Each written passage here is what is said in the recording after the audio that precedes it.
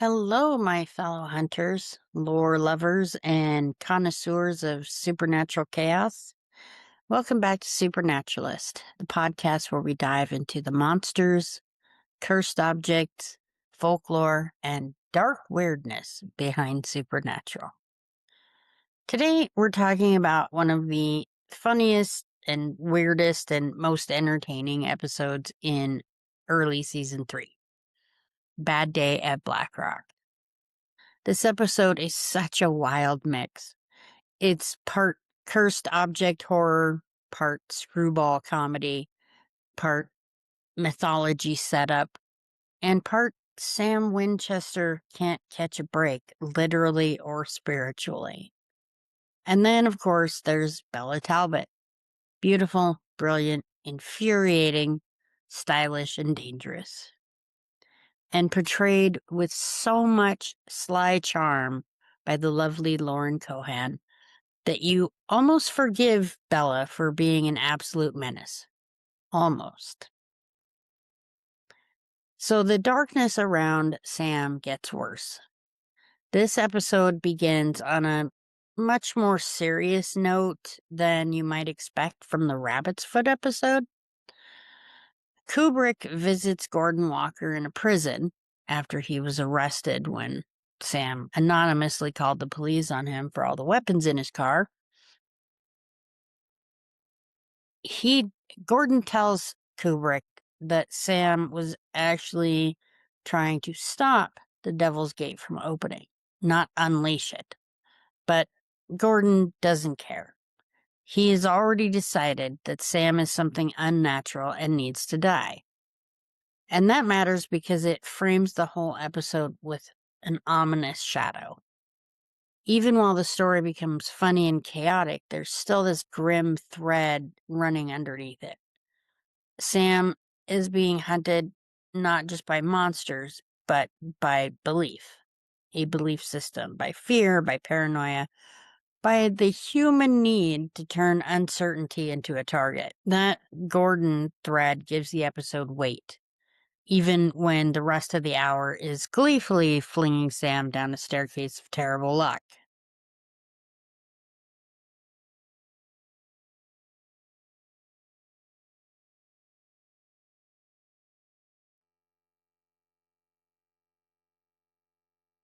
Now for John Winchester's secret lockup and this missing curse box.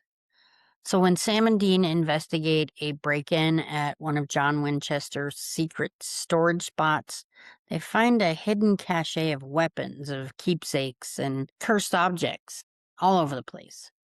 That alone is such a great piece of Winchester lore. Of course, John would have a secret lockup. He had several of them. Of course, it would be booby-trapped. Not surprised there. And of course, he'd have a dangerous supernatural junk hidden away in a creepy little boxes like the world's most intense paranormal storage unit. But one box is missing. And inside that missing box is one of the most bizarre supernatural objects the show ever uses. A cursed rabbit foot. It's not a demon. It's not a ghost. It's not even a shapeshifter. It's a rabbit's foot. Because rabbit's feet are already tied to luck in popular superstition. They've long been sold and carried as lucky charms. Through history, it's a strange blend of folk magic, hoodoo associations, and old European and American superstitions. Supernatural takes that familiar object and gives it a brutal twist. Touch it, and your luck becomes amazing. Lose it, and you die horribly within a week. That's not a blessing. That's a supernatural loan shark, if you want the honest truth. So, the rabbit foot is a supernatural entity in this episode. Technically, the rabbit's foot isn't a creature in the usual supernatural sense. It's a cursed object. We've seen those before. But in the episode, it behaves almost like an entity because it changes the world around the person holding it. Reality starts bending in subtle, absurd ways. A wounded thief suddenly finds an ex-army medic living next door. Card games go his way. Everything falls into place. Then the foot leaves his possession, and the universe flips on him. He slips, he stumbles. There's a freak accident, and a barbecue fork goes right through his neck. That's what makes the object so creepy. It doesn't just alter probability in a cute, magical way. It kind of weaponizes coincidence.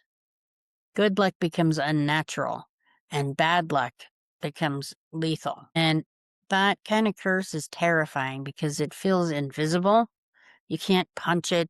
You can't outrun it. You can't always see it happening until the universe drops a piano on your head. Or in Sam's case, takes your shoe and your dignity in one shot. So why does this episode work so well? The genius of Bad Day at Black Rock is that it treats luck like a supernatural force with mood swings. When Sam gets the rabbit's foot, everything clicks into place. He wins scratch tickets that Dean buys. He finds an expensive watch. He gets free food for a year at Biggerson's. The world is practically rolls out a red carpet for him. And because Sam is Sam, he doesn't even get to enjoy it for long before a waitress spills coffee on him and steals the foot. The second that happens, the whole vibe changes. He falls, he stumbles, he steps at gum, he loses his shoe in a storm drain, pouting, "I lost my shoe." We all know that line, don't we? And yes, all of that's hilarious, but it's also part of what makes the curse feel real. Because the episode understands that bad luck isn't just big dramatic catastrophe. It's humiliation, it's timing, and it's everything going wrong in the most annoying way possible until suddenly it becomes deadly. That escalation is what makes the comedy work. We laugh because it starts small, and then we worry because we know where it's headed. And Sam Winchester versus probability. This episode is especially fun because it weaponizes Sam's personality against him. He's careful, he's rational, he's methodical. He's the kind of person who would absolutely hate having his fate controlled by some ridiculous cursed trinket. Unfortunately, his life is and fate is controlled by a demon. So far, not anymore. So naturally, he's the perfect victim.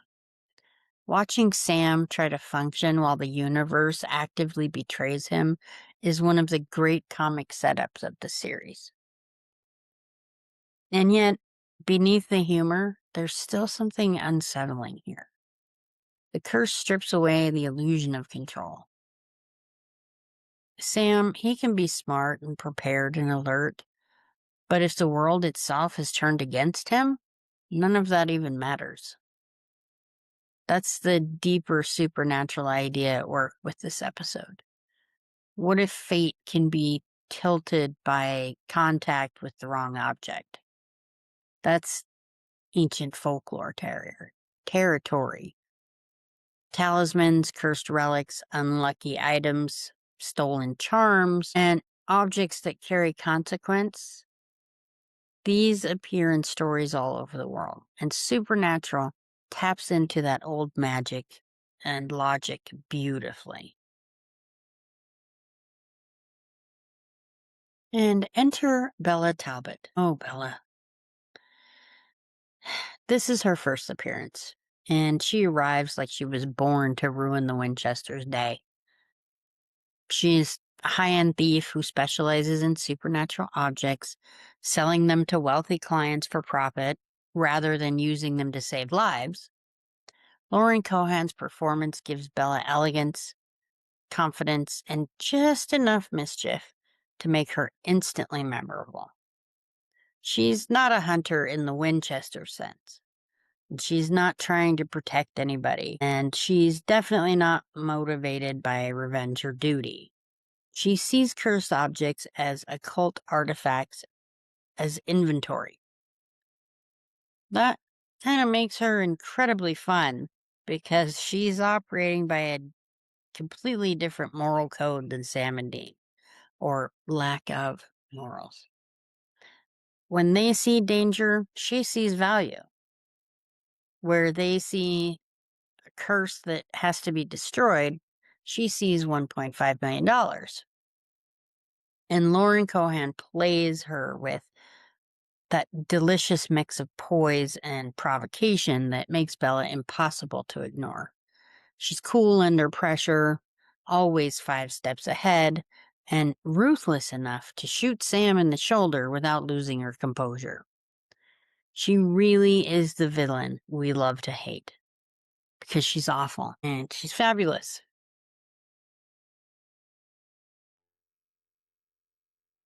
So, luck, greed, and the cost of possession. One of the things I love most about this episode is that it never lets luck stay harmless.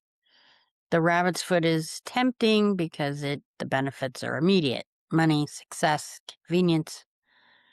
But all cursed objects in folklore come with a cost, just like all magic in folklore. Supernatural understands this rule perfectly. The foot doesn't make life better, it creates dependency. The holder starts to believe they're special, they're protected, and they're untouchable. And then the object is gone, and the bill comes due. That's the horror buried inside the comedy. Luck was never really yours, it was borrowed, and now it wants repayment.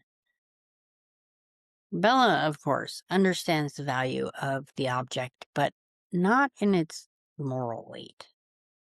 She's smart enough to handle it with tongs, never touching it, and she's still greedy enough to chase the payday.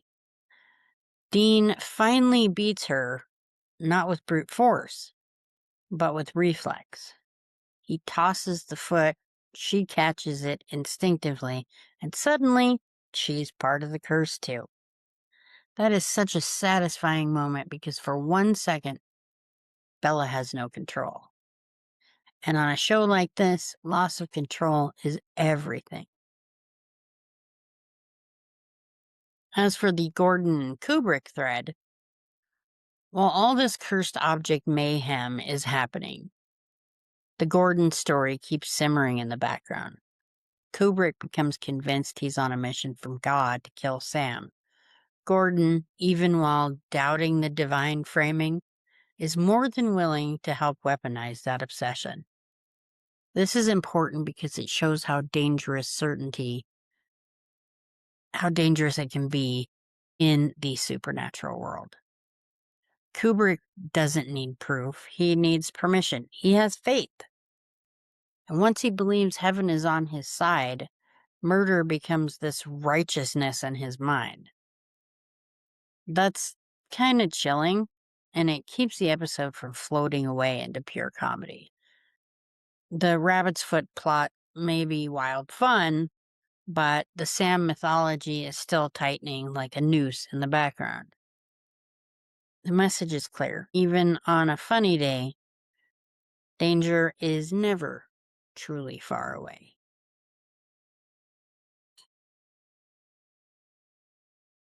Now, for the ritual and the end of the curse. Eventually, Bobby provides a ritual to destroy the foot, and the boys prepare to end the curse for good. I love this because it reinforces a classic supernatural truth. Knowledge matters. And no matter how ridiculous or chaotic the problem gets, there's usually some old lore, ritual, or bit of hunter wisdom that turns the tide. And it has to be destroyed. It can't be hidden or sold, and it can't be repurposed, used for something else. It has to be destroyed. That is really another key folkloric principle. Some objects are too dangerous to keep in circulation. You don't manage them, you have to end them. And of course, Bella shows up before the finish line because peace was never really on the menu. But in the end, the foot is burned and the curse is broken. The Winchesters survive, Sam's bad luck spiral ends, and Dean loses his winnings because Bella, being Bella, steals the scratch tickets on her way out. It's petty, I know, but it's elegant and it's very on brand for her. So why Bad Day at Black Rock is so memorable? This episode lasts because it understands tone better than almost any Monster of the Week story. It's funny without becoming silly. It's creepy without becoming grim. And it introduces a major new character, which is cool. That's always nice. It advances Sam's danger arc. And it gives us one of the best cursed object stories in the series. And let's be honest, watching Sam get taken out by everyday life is comedy gold. But underneath the laughs, the episode is really about risk. It's about how power seduces you and about how easily luck becomes greed. It also is about how dangerous it is to treat the supernatural like merchandise, which is exactly what Bella does and exactly why she's such a perfect antagonist. And now for my final thoughts. Bad Day at Black Rock is one of the great early season 3 episodes because it gives us everything. It gives us folklore and curses. It gives us dark comedy. Always gives us Bobby wisdom and Bella swagger now. And a reminder that supernatural universe can turn on a dime. One minute you're winning free food for a year. The next minute you're losing your shoe in a storm drain and nearly getting murdered by zealots. This is the energy of the episode. It's playful on the surface and deadly underneath. And all tied together by a cursed rabbit's foot that proves luck is only fun until it starts keeping score. And Bela Talbot, she walks in, steals the spotlight, steals the object, steals money, and steals our patience. What an icon.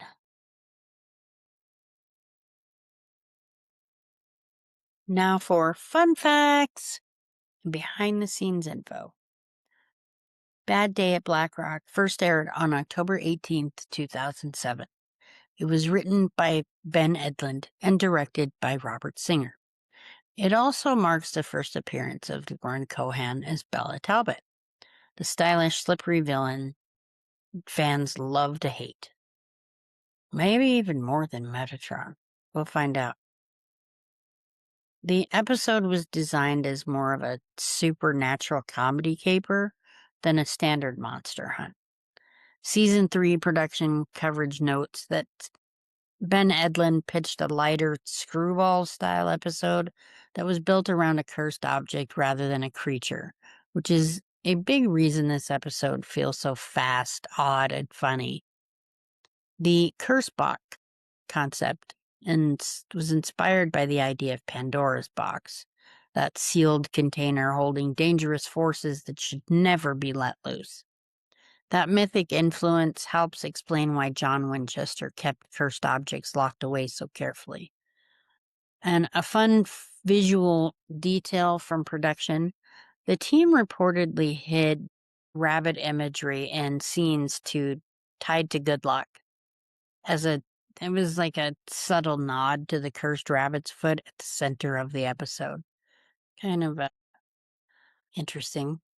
That I didn't know after 20 plus years. Bella's alias in the episode, Lugosi, is a horror reference wink to Bela Lugosi, while her surname, Talbot, echoes Larry Talbot from The Wolfman. The character was built with classic horror references baked right into her identity. And of course, a big part of why Bella works so well is Lauren Cohan's performance. She brings style and danger and wit and just enough charm to make Bella both infuriating and unforgettable.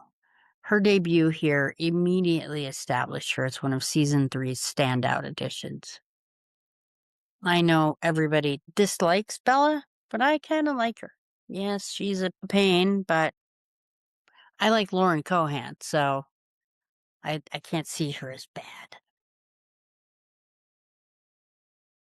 So thank you for joining me on this episode of Supernatural. Please remember to like and subscribe and share this episode with other Supernatural fans. Thanks again and have a happy Memorial Day weekend. See you next week.